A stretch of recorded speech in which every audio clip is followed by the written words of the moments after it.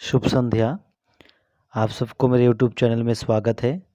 आज मैं महाभारत से कुंती का चरित्र लेकर प्रस्तुत हुआ हूँ। आज का पाठ है कुंती। यदुवंश के प्रसिद्ध राजा शूरसेन श्री कृष्ण के पितामह थे। इनके पृथा नाम की कन्या थी। उसके रूप और गुणों की कीर्ति दूर दूर तक फैली हुई थी। शूरसेन के फुफेरे भाई कुंतीभोज के कोई संतान ना थी। शूरसेन ने कुंतीभोज को वचन दिया था कि उनकी जो पहली संतान होगी उसे कुंतीभोज को गोद दे देंगे। उसी के अनुसार शूरसेन ने कुंतीभोज को पृथा गोद दे दी।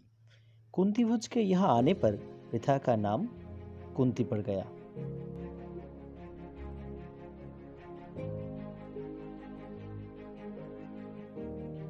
कुंती के बचपन में ऋषि दुर्वासा एक बार कुंतीभोज के यहाँ पधारे। कुंती ने 1 वर्ष तक बड़ी सावधानी और सहनशीलता के साथ उनकी सेवा शुश्रूषा की। उसकी सेवा टहल से दुर्वासा ऋषि प्रसन्न हुए और उसे उपदेश दिया और बोले, कुंतीभोज कन्या, तुम किसी भी देवता का ध्यान करोगी तो वो अपने ही समान एक तेजस्वी पुत्र तुम्हें प्रदान करेगा। इस प्रकार सूर्य के संयोग से कुमारी कुंती ने सूर्य के समान तेजस्वी एवं सुंदर बालक को जन्म दिया। जन्मजात कवच और कुंडलों से सुशोभित वही बालक आगे चलकर शस्त्रधारियों में श्रेष्ठ कर्ण के नाम से विख्यात हुआ। लेकिन अब कुंती को लोक निंदा का डर हुआ। उसने बच्चे को छोड़ देना ही उचित समझा। इसलिए बच्चे को एक पेटी में बड़ी सावधानी के साथ बंद करके उसे गंगा की धारा में बहा दिया। बहुत आगे जाकर अधिरथ नाम के एक सारथी की नजर उस पर पड़ी। उसने पेटी निकाली और खोलकर देखा तो उसमें एक सुंदर बच्चा सोता हुआ मिला। अधिरथ निसंतान था। बालक को पाकर बड़ा प्रसन्न हुआ। सूर्यपुत्र कर्ण इस तरह एक सारथी के घर में पलने लगा। इधर कुंती विवाह के योग्य हुई। राजा कुंतीभोज ने उसका स्वयंवर रचा। उससे विवाह करने की इच्छा से देश विदेश के अनेक राजकुमार स्वयंवर में आए। हस्तिनापुर के राजा पांडु भी स्वयंवर में शरीक हुए थे। कुंती ने उन्हें गले में वरमाला डाल दी। महाराज पांडु का कुंती से ब्याह हो गया और वो कुंती सहित हस्तिनापुर लौट आए। उन दिनों राजवंशों में एक से अधिक ब्याह करने की प्रथा प्रचलित थी। इसी रिवाज के अनुसार पितामह भीष्म की सलाह से महाराज पांडु ने मद्रास की कन्या माद्री से भी ब्याह कर लिया। एक दिन महाराजा पांडु वन में शिकार खेलने गए। वही जंगल में हिरण के रूप में एक ऋषि दंपति भी विहार कर रहे थे। पांडु ने अपने तीर से हिरण को मार गिराया। उनको ये पता ना थी कि ये ऋषि दंपति हैं। ऋषि ने मरते मरते पांडु को शाप दिया। ऋषि के शाप से पांडु को बड़ा दुख हुआ। साथ ही वो अपनी भूल से खिन्न होकर नगर को लौटे और पितामह भीष्म तथा विदुर को राज्य का भार सौंपकर अपनी पत्नियों के साथ वन में चले गए और वहां पर ब्रह्मचारी जैसा जीवन व्यतीत करने लगा।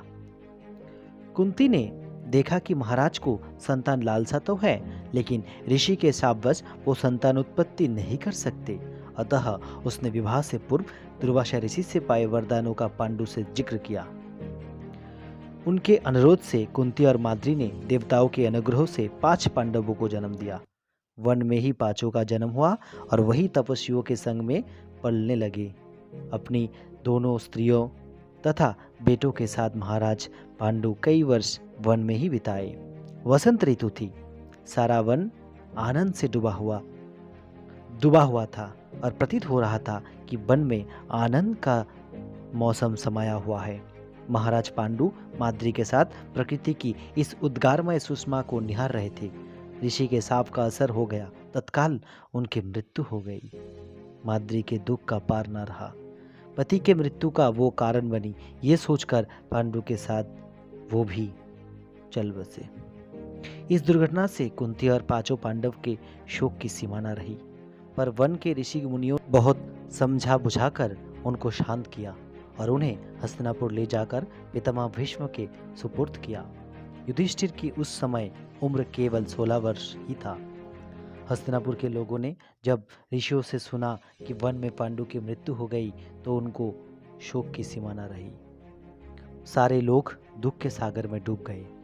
पोती की मृत्यु पर शोक करती हुई सत्यवती अपनी दोनों विधवा पुत्र वधू अंबिका और अंबालिका को साथ लेकर वन में चली गई। तीनों वृद्धाएं कुछ दिन तक तपस्या करती रही और बाद में स्वर्ग से धर गए। अपने कुल में जो छल प्रपंच तथा अन्याय होने वाले थे, उन्हें ना देखना ही संभवतः उन्होंने उचित समझा।